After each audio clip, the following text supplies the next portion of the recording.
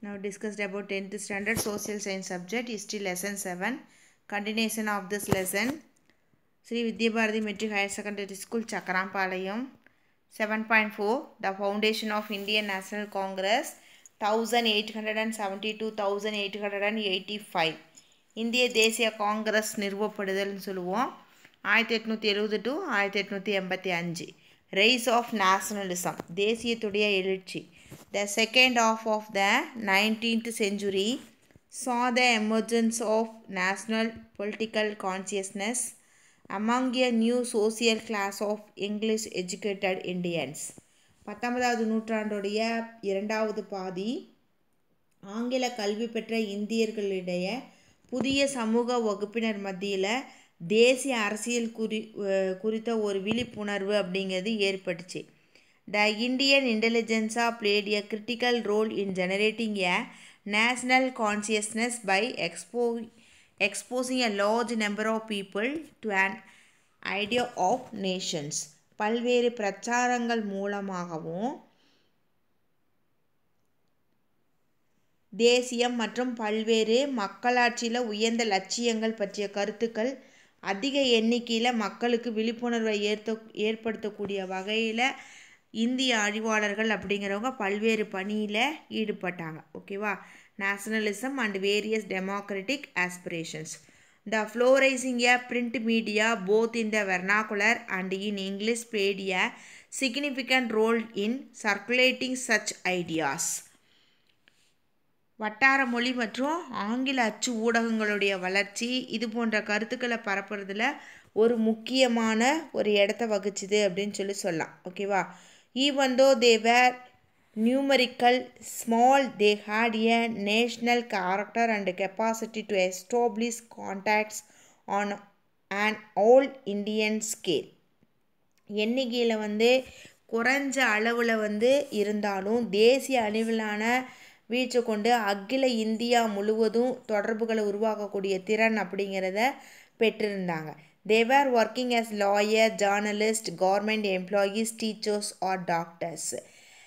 அவர்கள் பார்த்திங்கன்னா வழக்கறிஞர், பத்திரிகையாளர்கள், அரசு ஊழியர்கள், ஆசிரியர்கள் அல்லது மருத்துவர்களாக பணியாற்றினாங்க அப்படின்னு சொல்லலாம்.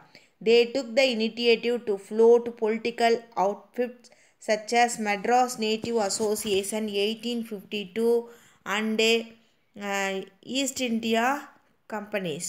Okay. East India Association 1866, Madras Mahasana Sabha 1884, Purna Sarvodaya Sabha 1870, the Bombay Resistance Association 1885 and many others. அதாவது சென்னை வாசிகள் சங்கம் 1852, கிழக்கிந்திய அமைப்பு 1866, சென்னை மகாசன சபை 1884, பூனா சர்வஜனிக் சபை 1870, பொம்பாய் மகாசன சபை 1885 மற்றும் பல அரசியல் அமைப்புகளை தொடங்குறதுல அவர்கள் முனைப்பு காட்டினாங்க அப்படின்னு சொல்லலாம். எக்கனாமிக் கிரிட்டிக் ஆஃப் காலனிசம்ஸ், காலனி ஆட்சி பற்றி பொருளாதார விமர்சனம் அப்படின்னு சொல்லுவோம். One of the most significant contributions of early Indian nationalists was the formulation of an economic critique of Calvinism. Colony ஆட்சியை பற்றி பொருளாதார விமர்சனத்தை உருவாக்குறது தான் தொடக்க கால இந்திய தேசியவாதிகளுடைய பங்களிப்பில் முக்கியமான ஒன்றா இருந்துச்சு. Dadabhai Nehruji, justice Ranade and Romesh Chandra that played a significant role in making this criticisms about colonial economy. Dadabhai Nehruji, நீதிபதி ரானடே, ரோமேஷ் சந்திர தத் இவங்கெல்லாம் பார்த்திங்கன்னா காலனி ஆட்சியில் பொருளாதாரத்தை பற்றியான விமர்சனம் செய்கிறதுல முக்கியமான பங்கு வகிச்சாங்கன்னு சொல்லலாம். They clearly understood that the prosperity of the British lay in the economic and political subjugations of India. இந்தியாவை அரசியல் மற்றும் பொருளாதார ரீதியாக அடக்கி ஆள்வது தான் பிரிட்டிஷாருடைய வளத்துக்கு அடிப்படையானது அப்படிங்கிறத தெளிவாக உணர வச்சாங்க. They conclude that colonialism was the main obstacle to the Indian economic development. இந்தியாவுடைய பொருளாதார வளர்ச்சிக்கு காலனி ஆதிக்கமே முக்கிய தடையாக இருக்குது அப்படின்னு சொல்லி அவங்க முடிவு செஞ்சாங்க. Objectives and methods. The formation of the Indian National Congress in 1885 was intended to establish an all India associations. ஒரு அகில இந்தி அதாவது குறிக்கோள் மற்றும் வழிமுறைகள்னு சொல்லுவோம்.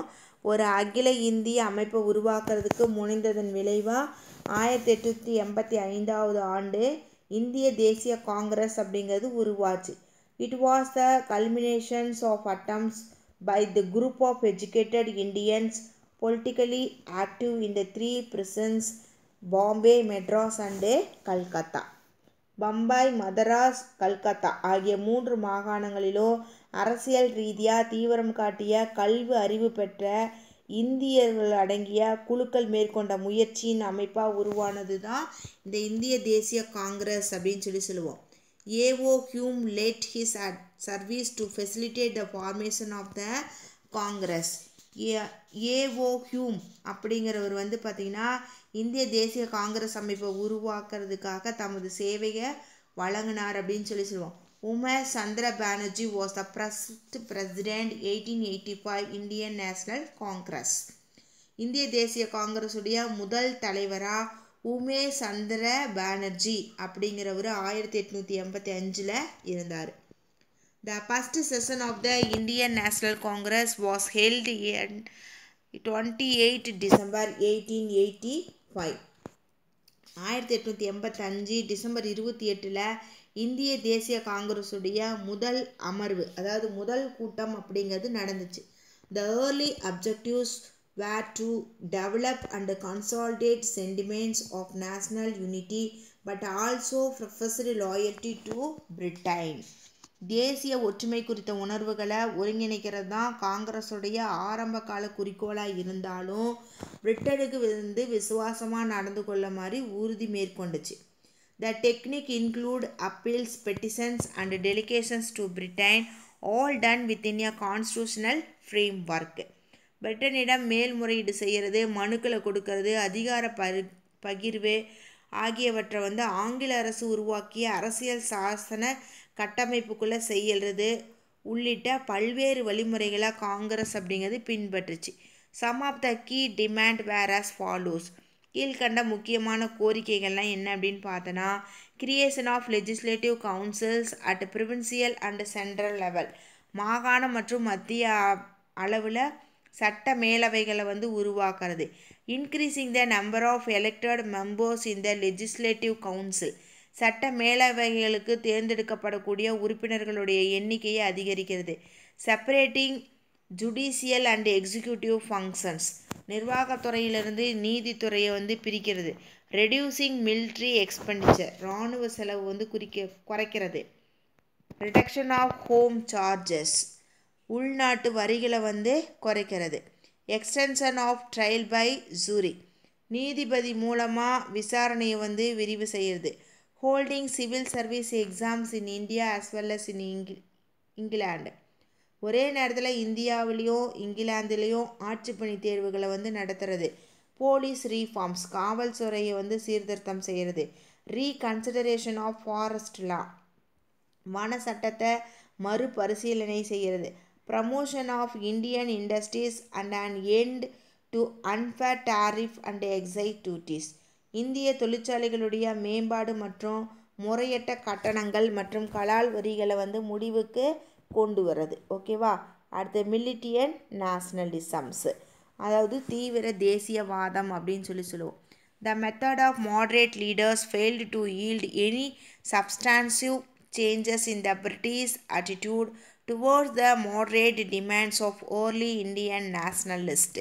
தொடக்க காலத்தில் இந்திய தேசியவாதிகளோட மிதவாதிகள் கோரிக்கை தொடர்பான ஆங்கிலேயர்களுடைய அணுகுமுறையில் குறிப்பிடத்தக்க மாற்றம் அப்படிங்கிறது எதுவும் இல்லை, மாறல அப்படிங்கிறது தான் மித தேசியவாதிகளுடைய திட்டங்கள் தோல்வியை அடைஞ்சிச்சு. They were criticized by a group of leaders known as extremists. இந்த மிதவாதிகளுடைய திட்டங்கள் தோல்வி அடைஞ்சிருச்சு அப்படின்னு சொல்லி ஒரு குழுவினர் விமர்சிக்கப்பட்டாங்க. அந்த குழுவினரை தான் என்ன சொல்கிறாங்கன்னா தீவிர தேசியவாதிகள் அப்படின்னு சொல்கிறாங்க.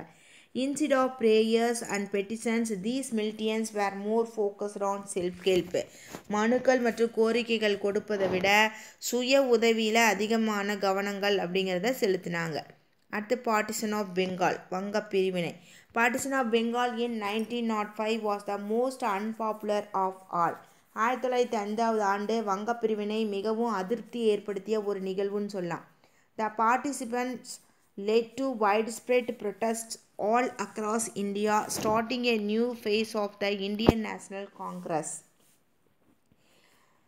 இந்தியா முழுவதும் விரிவான போராட்டங்கள் பரவ இந்த பிரிவினை வழிவகுப்பதன் மூலமாக இந்திய தேசிய இயக்கத்துக்கு ஒரு புதிய அத்தியாயம் அப்படிங்கிறது ஏற்பட்டுச்சு. The idea of partition was devised to suppress the political activities against the British rule in Bengal by creating a Hindu-Muslim divide.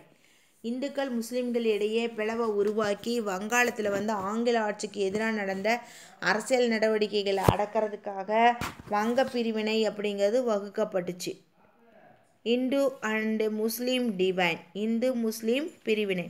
It was openly stated that the objective of partitions was to curtail Bengali influence and weaken the nationalist movement. வங்காளிகளுடைய ஆதிக்கத்தை கட்டுப்படுத்தி தேசியவாத இயக்கத்தை வலுவிழக்க செய்கிறது தான் வங்க பிரிவினையுடைய முக்கியமான நோக்கம் அப்படிங்கிறது தெளிவாக வெளிப்படையாக தெரிவிக்கப்பட்டுச்சு. By placing Bengal under two administrative units, Curzon reduced the Bengali speaking people to a linguistic minority in a divided Bengal.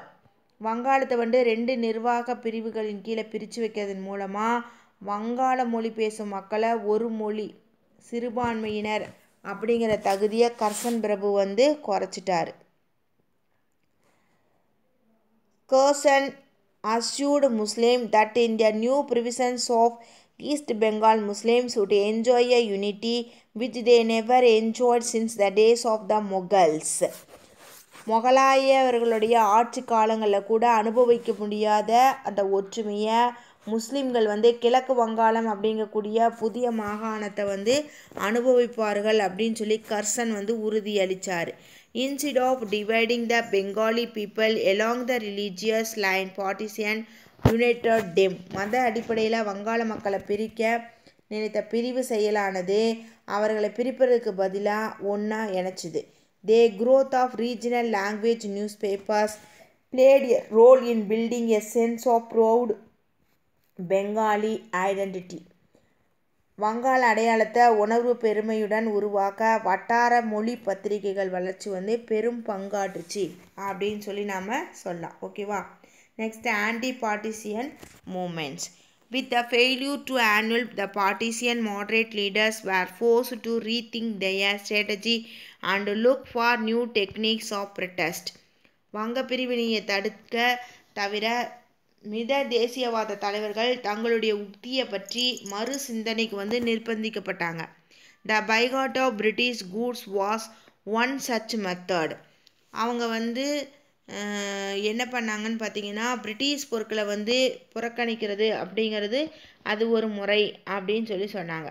However, the agenda of Swadeshi movement was still restricted to secure an annulment of partition, and the moderate was very much against utilizing the companions to start a full-fledged passive resistance. சுதேசி இயக்கத்துடைய கொள்கை வங்க பிரிவினை திரும்ப பெறுவதில் உறுதி செய்யறதுல இன்னம் அப்படிங்கிறது கட்டுப்பட்டிருந்தது. முழுமையான மறைமுக எதிர்ப்பை துவங்குவதற்கு முன்னாடி பிரச்சாரத்தை பயன்படுத்தி மித தேசியவாதிகளுக்கு ஆதரவு கிடையாது. மற்ற பக்கம் பார்த்தோம் அப்படின்னா தீவிர தேசியவாதிகள் வங்காளத்தை தாண்டி இந்த இயக்கத்தை விரிவு செஞ்சு மிகப்பெரிய அளவில் பொதுமக்களுடைய போராட்டத்தை துவக்க ஆதரவு அப்படிங்கிறது கிடைச்சிச்சு. The militant nationalists, on the other hand, were in favor of extending the movement beyond the Bengal and to initiate the full-scale mass struggles.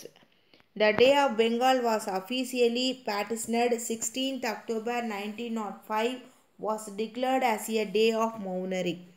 1905 October 16 வங்காளம் அதிகாரப்பூர்வமாக அந்த பிரிவினை அறிவிக்கப்பட்ட அந்த நாளை துக்க நாளாக அறிவிக்கப்பட்டுச்சு. Thousands of people took bath in Ganga and marched on the streets of Calcutta singing Vande Mataram. ஆயிரக்கணக்கானவர்கள் வந்து கங்கை நதியில் வந்து புனித நீராடி வந்தே மாதரம் அப்படிங்கக்கூடிய பாடலை பாடிக்கிட்டு கல்கத்தாவுடைய சாலையில் வந்து அணிவகுத்து போனாங்க. ஓகேவா. Next boycott and swadeshi movement in Bengal 1905 to 1911. வங்காளத்தில் புறக்கணிப்பும் சுதேசி இயக்கமும். Boycott of and swadeshi were always interlinked to each other and part of the wider plan to make India self-sufficient. புறக்கணிப்பும் சுதேசி இயக்கமும் இந்தியாவை தற்சார்பு அடைய செய்யும் விரிவான திட்டத்தின் ஒரு பகுதியாக எப்பொழுதும் ஒன்னோடு ஒன்று இணைஞ்சிருந்தது. 4 major trends can be discerned during the swadeshi movement in Bengal. வங்காளத்தில் சுதேசி இயக்கத்தின் போது 4 முக்கியமான போக்குகள் அப்படிங்கிறது காணப்பட்டுச்சு. ஒன்று த மாட்ரேட் ட்ரெண்ட், மிதவாத போக்கு. அடுத்து கன்ஸ்ட்ரக்டிவ் சுதேசி, ஆக்கப்பூர்வ சுதேசின்னு சொல்லுவோம். மிலிட்ரியன்ட் நேஷனலிசம், தீவிர தேசியவாதம். ரிவல்ட்ரி டெரரிசம், புரட்சிகர தேசியவாதம். இப்போ இது ஒன்றுன்னு பற்றியும் நம்ம பார்க்கலாம். ஓகேவா. ஃபர்ஸ்ட் கன்ஸ்ட்ரக்டிவ் சுதேசி, ஆக்கப்பூர்வ swadeshi. The constructive programme largely stressed upon the self help. ஆக்கப்பூர்வ திட்டங்கள் அனைத்தும் பெரும்பாலும் சுய உதவியை தான் வலியுறுத்துச்சு. It focus on building alternative institutions of self governance that would operate free of British control. ஆங்கில ஆட்சியுடைய கட்டுப்பாட்டில் சிக்காமல் சுதந்திரமாக செயல்படக்கூடிய உள்ளாட்சி அமைப்புகளுக்கு மாறுறதுல தான் அதிகமான கவனம் அப்படிங்கிறத செலுத்துச்சு. Swadeshi shops sprang all over the places selling textiles, handloom, soap, earthenware, match and leather goods.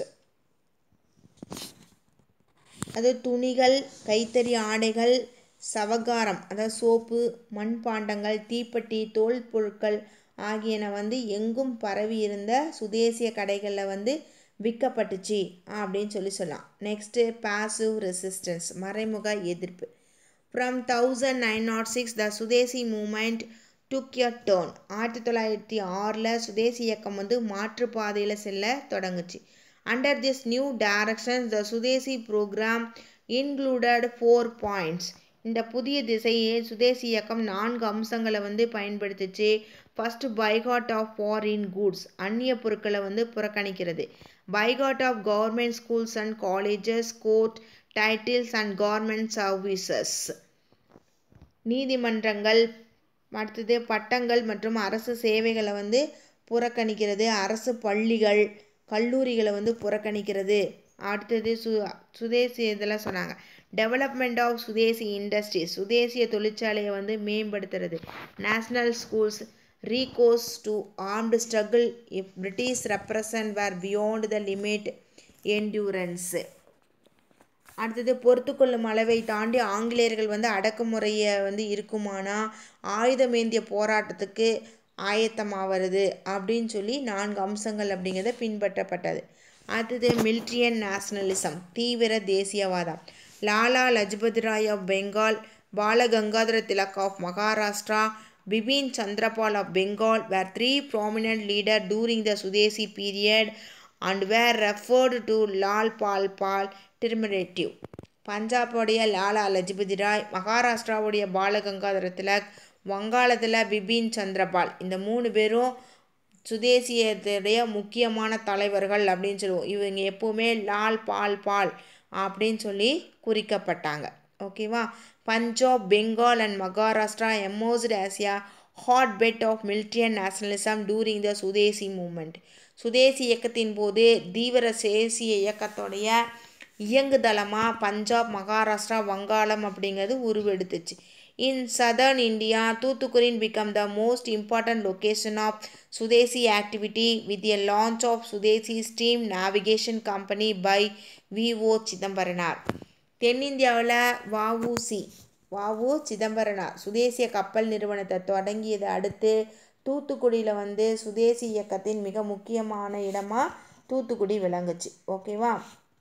Next swaraj or political independence. சுயராஜ்யம் அல்லது அரசியல் சுதந்திரம்னு சொல்லுவோம். One of the common goal of the extremist leaders was to achieve Swaraj or self-rule. சுயராஜ்யம் அல்லது தன்னாட்சி அடைவதே தீவிரவாத தன்மை கொண்ட தலைவர்களுடைய பொது குறிக்கோளில் ஒன்றா இருந்துச்சு. However, the leader differed on the meaning of Swaraj. அதாவது எனினும் சுராஜ்யம் அப்படிங்கக்கூடிய வார்த்தையில் பொருளை தலைவர்கள் வேறுபட்டாங்க. For Tilak, Swaraj was the attainment of complete autonomy and total freedom from foreign rule. திலகரை பொறுத்தவரையிலும் சுயராஜ்யம் அப்படிங்கிறது முழுமையான தன்னாட்சி மற்றும் அந்நிய ஆட்சியிலிருந்து முழுமையாக விடுதலை பெறுவதை சொன்னார். ஓகேவா. Next home rule movement 1916 to 1918 தன்னாட்சி இயக்கம்னு சொல்லுவோம். 1916 18 வரலாம். The Indian national movement was revived and also radicalized during the Home Rule movement 1916 to 18 led by Lokmanya Tilak and Annie Besant. Lokmanya Balagangadhara Tilak, அன்னி பெசன்ட் அம்மையார் 2 பேரும் சேர்ந்து அவங்களோட தலைமையில் தன்னாட்சி இயக்கம் அப்படிங்கிறது 1916 முதல் 18 வரலும் இந்திய தேசிய இயக்கத்தின் மூலமாக புத்துயிர் ஊட்டப்பட்டு தீவிரப்படுத்தப்பட்டுச்சு அப்படின்னு சொல்லலாம். World War I and the India participation in it was the background of the Home Rule. முதல் உலகப் போரும் இந்தியா அந்த போரில் பங்கேற்றதுக்கும் தான் தன்னாட்சி இயக்கத்துடைய பின்னணி அப்படின்னு சொல்லலாம். When Britain declared war against Germany in 1914, the moderate and liberal leadership extended their support to the British cause.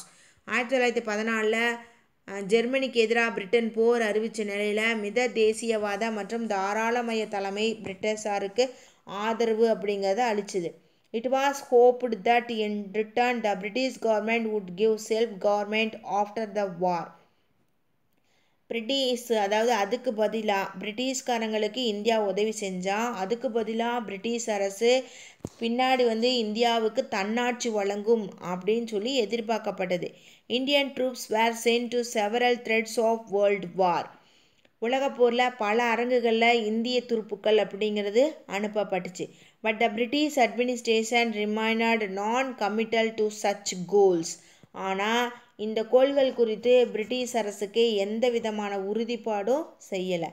What was scene as a British betrayal to the Indian cause of self-government led to the fresh call for a mass movement to pressure the British government.